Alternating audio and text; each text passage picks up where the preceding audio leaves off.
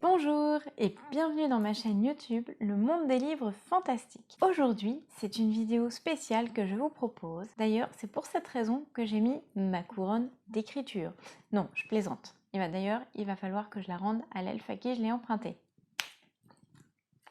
Voilà, comme ça c'est mieux. Cette vidéo est consacrée aux techniques d'écriture. Vous êtes nombreux à m'avoir posé la question sur comment on construit un roman. Comment, lorsqu'on a une idée qui germe dans son esprit, et bien concrètement, on arrive à en faire une histoire vivante. J'ai eu beaucoup de questions suite aux premières vidéos pour les thèmes qui vous intéressaient et aussi lors de dédicaces et de salons que j'ai fait. Vous m'avez posé la question et souvent, on s'imagine avec coup de baguette magique, en se concentrant,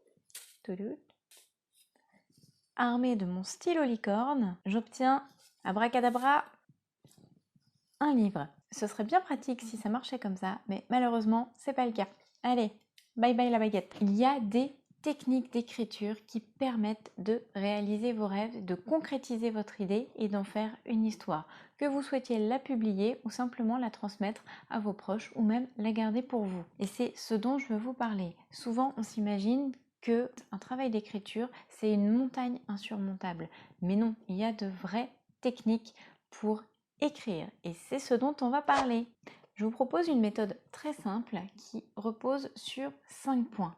Le premier point étant de structurer son récit. Quand on a une idée et qu'on se lance comme ça sur la première page, c'est comme si on sautait à l'élastique, simplement on n'a pas l'élastique. Et le résultat, c'est pas très beau à voir. Je vous en parle parce que moi j'ai fait la même erreur quand j'ai commencé mon premier roman, que je suis d'ailleurs en train de finaliser pour republier d'ici quelques semaines. Mon premier roman, imaginez-vous, j'ai dû le réécrire une dizaine de fois. Je ne sais pas si vous imaginez ce que ça représente, réécrire une dizaine de fois, une cinquantaine de pages. Au final, j'aurais déjà pu réécrire mon roman. C'est comme si je l'avais écrit plusieurs fois parce que j'avais pas construit la structure. L'expérience aidant, j'ai mis un point technique qui fonctionne pour tous. Je vous l'explique tout de suite. La première étape de cette technique, c'est de partir d'une situation initiale. Et si on est attentif, pour tous les fans de fantasy et de fantastique qui dévorent les sagas comme moi, on se rend compte que dans les plus grandes histoires, les plus grands récits, comme par exemple Le Seigneur des Anneaux de J.R.R. Tolkien ou encore la saga Harry Potter, il y a une structure qui est très construite et qui apparaît tout au long de l'histoire, qui se rajoute au-delà de l'imagination sans borne de leurs auteurs. La créativité, je vous ferai une petite vidéo plus tard avec un coach en développement personnel. Dans cette vidéo, on va se concentrer vraiment sur le travail d'écriture. La première étape, comme je le disais, c'est la situation initiale. Il faut simplement décrire l'environnement dans lequel va s'enraciner l'histoire par la suite. Il faut aussi présenter quelques personnages principaux, on n'est pas obligé de tous les présenter. Imaginez-vous dans Le Seigneur des Anneaux, si on nous présentait les 30 personnages qui sont très importants tout au long de l'histoire, bon, on serait vite dégoûté et on n'accrocherait pas du tout. Au contraire, si on prend l'exemple du premier tome du Seigneur des Anneaux avec la communauté de l'anneau, ça commence dans le pays des Hobbits, la comté, et on présente quelques personnages auxquels on va s'attacher.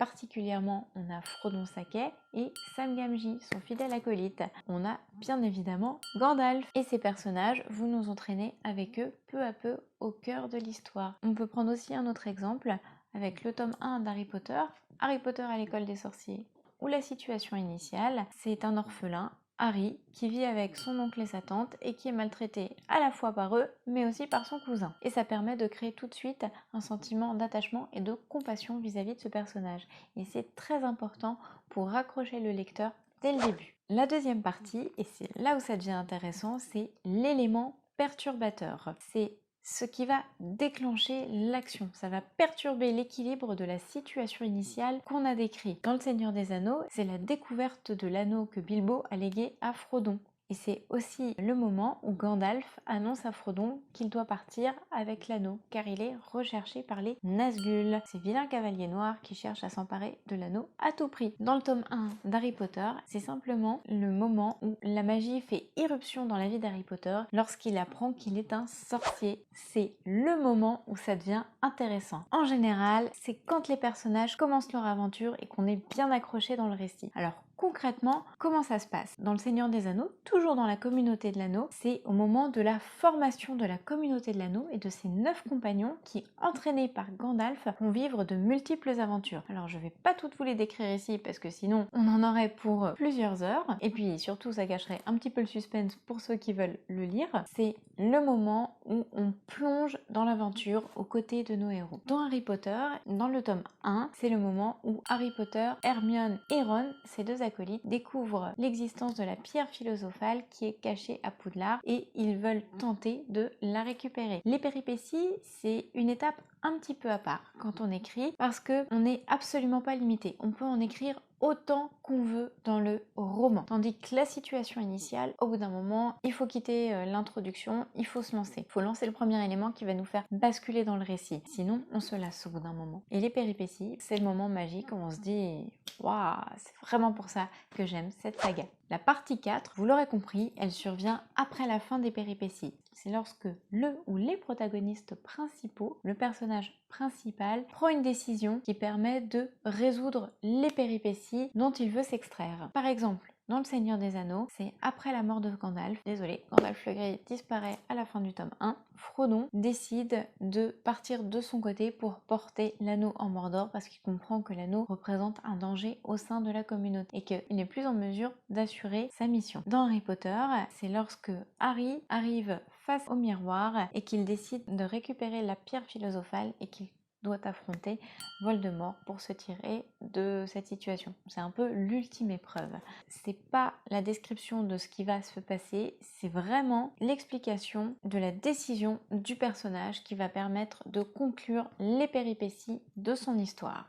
Et ça, c'est super important parce que si on enchaîne les péripéties sans jamais de résolution, au bout d'un moment, ça donne des romans fleuves et ça finit vraiment par lasser. Et puis en plus, il faut vraiment entretenir le suspense et avoir de l'imagination pour tenir le lecteur en haleine. Moi, c'est à vous que je pense quand j'écris tous mes livres. On a commencé par une situation initiale, on termine par une situation finale. Et la situation finale, elle découpe de l'étape 4, c'est-à-dire la résolution.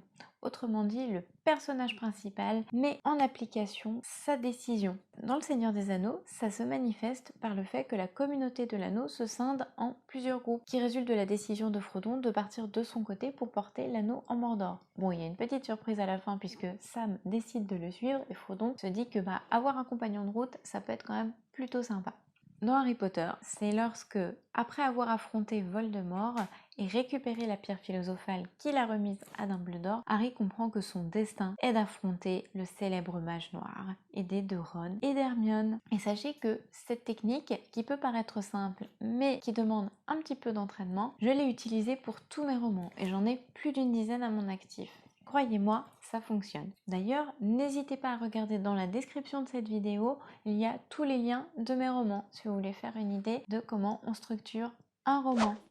Et un dernier conseil avant de se quitter, c'est la régularité. C'est extrêmement important, pas seulement quand on est écrivain, mais quand on veut mener à bien son projet d'écriture, d'écrire un petit peu tous les jours pour avancer. Comme ça permet de rester dans l'esprit de son projet, d'y être plongé et on continue à y travailler en permanence. On y pense un petit peu tout le temps et ça nous permet d'avancer beaucoup plus facilement.